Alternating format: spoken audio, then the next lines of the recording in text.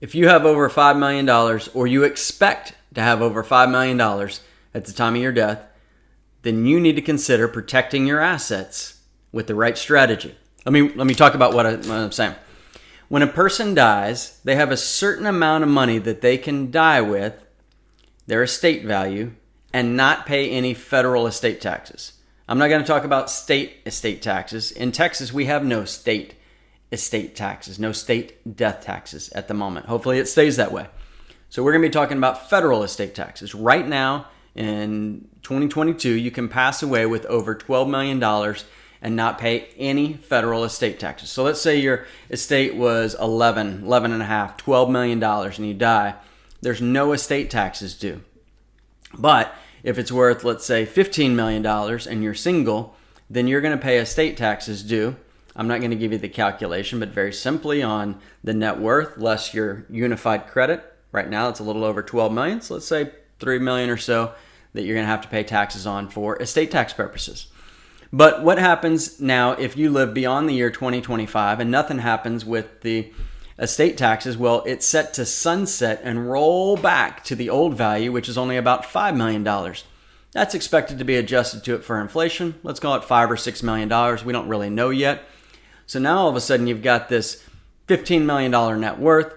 You can only protect, you live to the year 2026 and you die in 2026. You're going to have to pay estate taxes on the net worth less the unified credit, which at that point in time might only be $5 million. So one strategy you could look at is gifting, taking advantage of the big $12 million unified credit that you have right now and getting that out of your estate right now using that lifetime gift exemption before it rolls back to just $5 million. Or if you're married, you are each entitled to that $12 million, and there's this thing called portability, but we don't know how long, if that's going to be around forever or not. And even if you leave all that money to the surviving spouse, if the spouse gets remarried, they lose the ability to use portability on the first spouse to die's estate, so it can screw everything up potentially there. So you want to make sure you get the right plan set up. It could be gifting some money away to an irrevocable trust right now to take advantage of it, or it could be setting up your estate plan with the appropriate type of living trust situation that splits money into like a disclaimer trust, bypass trust, marital deduction trust, Q-tip trust, you name it. There's a lot of different names for these things.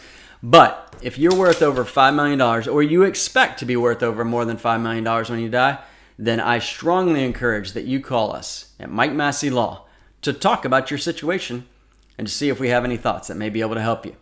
Make sure you protect your assets before it's too late, because when it's too late, it's too late. Go to mytxwills.com, mytxwills.com. Click below to learn more. We'd love to have a conversation with you.